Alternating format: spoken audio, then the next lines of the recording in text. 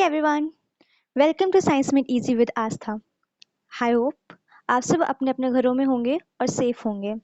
So, in this video, we are going to study about classification of living organism. That means किन किन scientist ने अपना contribution दिया organism के classification में और उन्होंने कितने parts में उन्हें classify किया. So, let's move towards our video. Yeah, classification of living organism. इसका फर्स्ट पॉइंट है हमारा modern classification was given by Karl Linnaeus. Actually Linnaeus के पहले भी एक साइंटिस्ट थे जिनका नाम था जॉन रे. क्या नाम था? जॉन रे. इन्होंने भी साइंटिफिकली ऑर्गेनिज्म का क्लासिफिकेशन किया था, बट इनके क्लासिफिकेशन को इतनी मान्यता नहीं दी गई थी क्योंकि ये इतना सुइटेबल नहीं था.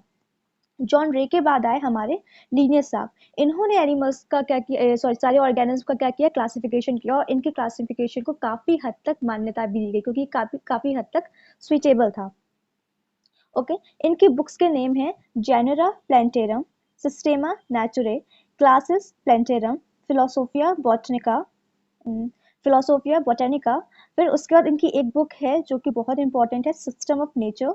ठीक है, सिस्टम ऑफ नेचर में उन्होंने सारे ऑर्गेनिज्म को दो पार्ट्स में डिवाइड किया. किसमें? एनिमल किंगडम और प्लांट किंगडम.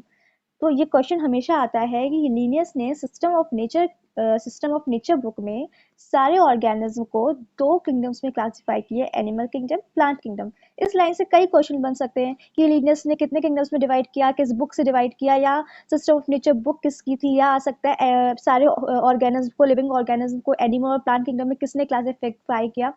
कैसा भी क्वेश्चन बन सकता है. हमें इतना पता है कि कार्ल लिनियस ने सिस्टम ऑफ नेचर बुक में सारे ऑर्गेनिज्म को दो पार्ट्स में डिवाइड किया. One is animal kingdom and second one is plant kingdom. Okay, clear. उसके बाद इनको ना फादर ऑफ टैक्सोनॉमी भी बोलते हैं. टैक्सोनॉमी यानी कि वर्गीकी. कार्ल लिनियस को वर्गीकी का पिता भी बोलते हैं. ये क्वेश्चन भी हमेशा पूछा जाता है. उसके बाद हमारे साइंटिस्ट आते हैं विटेकर. ओके, विटेकर इन्होंने पूरे ऑर्गेनिज्म को, सारे लिविंग ऑर्गेनिज्म को 5 किंगडम में क्लासिफाई किया. अब इस टाइम बच्चे या स्टूडेंट्स जो क्लासिफिकेशन पढ़ते हैं, जिसको मान्यता दी गई है, आज तक जो क्लासिफिकेशन चला आ रहा है वो विटेकर के द्वारा दिया गया ही क्लासिफिकेशन है. इन्होंने सारे क्लासिफिकेशंस को, सारे ऑर्गेनिज्म को 5 किंगडम्स में डिवाइड किया था. कब? 1969. तो हमें इनका नाम याद रखना है, विटेकर. इन्होंने ऑर्गेनिज्म को 5 किंगडम्स में क्लासिफाई किया था. कब? 1969 में. ओके, इनके 5 किंगडम कौन कौन से थे? Kingdom Monera, kingdom protista, kingdom fungi, kingdom Plantae, kingdom Animalia. अब ये ध्यान रखना है कि हमें इन सारे किंगडम्स को सीक्वेंस से ही लर्न करना है. ऐसा नहीं कर सकते कि मोनेरा फिर प्लांटी फिर प्रोटिस्टा फिर एनिमिलिया फिर फंगी ना. हमें इनको सीक्वेंस से ही लर्न करना है. Monera, protista, fungi, Plantae, Animalia. क्यों? सबसे जो अंडर डेवलप्ड ऑर्गेनिज्म हैं वो है हमारे मोनेरा. मोनेरा के बाद आते हैं प्रोटिस्टा. ठीक है, फिर उससे थोड़े डेवलप हुए हमारे फंगी, फंगी से थोड़े डेवलप हुए हमारे प्लांटी, फिर एनिमल्स. ठीक है, तो इस तरीके से इनका एक सीक्वेंस है, इवोल्यूशन होने का एक मेथड है. इस वजह से इनको हमें सीक्वेंस से ही लर्न करना है. Monera, protista, fungi, Plantae, Animalia. अगर आपको ये लर्न करने में दिक्कत है तो मेरे पास एक रिदम है, उसके थ्रू आप इसको लर्न कर सकते हैं. जुगाड़ रिदम मेरा ये है,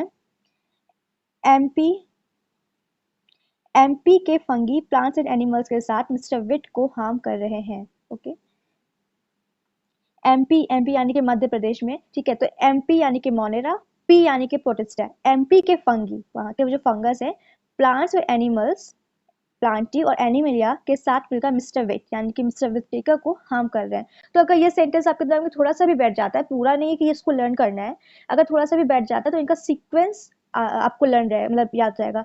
जब भी पेपर का थोड़ा लेवल अच्छा होता है ना, तो इनके सीक्वेंस पूछ लिए जाते हैं कि असेंडिंग ऑर्डर में, या सबसे पहले कौन इवॉल्व हुआ फिर कौन इवॉल्व हुआ. तो इस तरीके से क्वेश्चंस हमेशा आते हैं एग्जाम में. ठीक है, तो एमपी के फंगी यानी कि मोनेरा प्रोटिस्टा के fungi plants and animals, Plantae और एनिमिलिया के साथ मिस्टर विट यानी कि मिस्टर विट टेकर को हार्म कर रहे हैं. ओके, आई होप ये क्लियर होगा. सो उसके बाद हम लोग एक एक किंगडम पढ़ लेते हैं कि किस किंगडम में किस टाइप के ऑर्गेनिज्म है. मोनेरा में आते हैं हमारे प्रोकैरियोटिक ऑर्गेनिज्म. प्रोकैरियोटिक में क्या होगा? प्रोकैरियोटिक ऑर्गेनिज्म यानी कि प्रिमिटिव ऑर्गेनिज्म. इन ऑर्गेनिज्म में क्या होता है? न्यूक्लियस नहीं होती है. मेम्ब्रेन बाउंड ऑर्गेनेलीज नहीं होते। जब हम साइटोलॉजी पढ़ेंगे तब इनके बारे में काफी डिटेल में पढ़ेंगे हम लोग। इनमें क्या होता है, न्यूक्लियस नहीं होती, मेम्ब्रेन नहीं होते, मेम्ब्रेन बाउंड ऑर्गेनेलीज नहीं होती, और जो जेनेटिक मटेरियल होता है वो प्रोटोप्लाज्म में ही एम्बेडेड होता है, सेपरेट नहीं होता। ठीक है, इनके एग्जाम्पल्स है हमारे बैक्टीरिया, ब्लू ग्रीन एल्गी।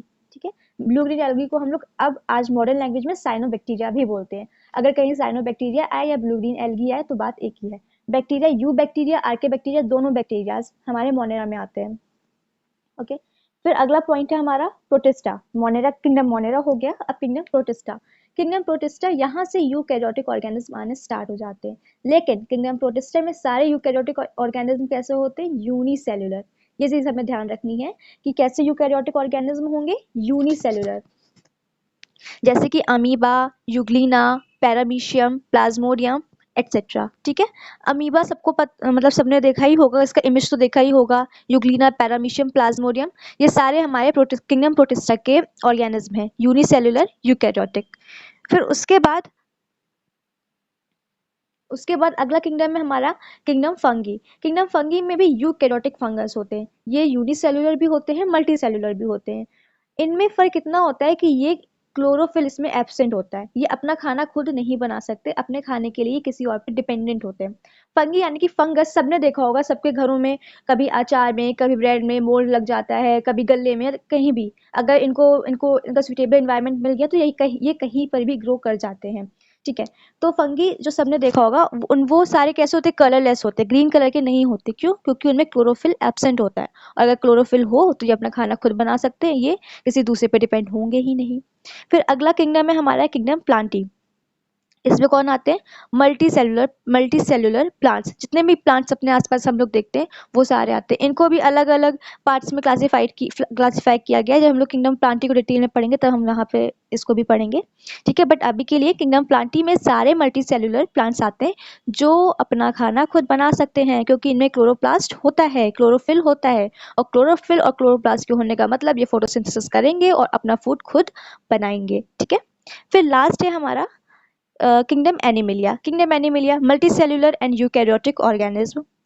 सारे मल्टी सेल्युलर और यूकैरियोटिक ऑर्गेनिज्म जो दिखते हैं आपको, वो सारे हमारे कौन है, किंगडम एनिमिलिया के अंदर आते हैं। वो हमारे इंसेक्ट्स होंगे, मैमल्स होंगे, बर्ड्स होंगी, रेप्टाइल्स होंगे, स्पंजेस होंगे और वर्म्स होंगे, मीन्स बहुत सारे। ठीक है, जितने भी फाइलम्स या जितने भी क्लासेस हम लोग पढ़ने वाले हैं वो सारे हमारे किंगडम एनिमिलिया के अंदर ही आएंगे। ठीक है, इसको डिटेल में हम लोग और आगे पढ़ेंगे।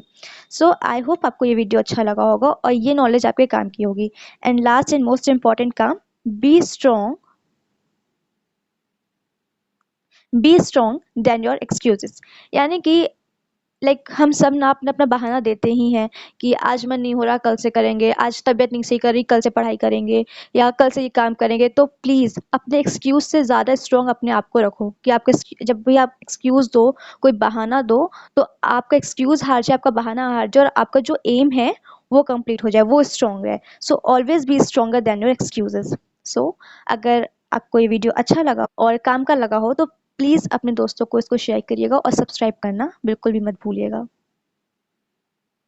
Thank you for watching guys, bye.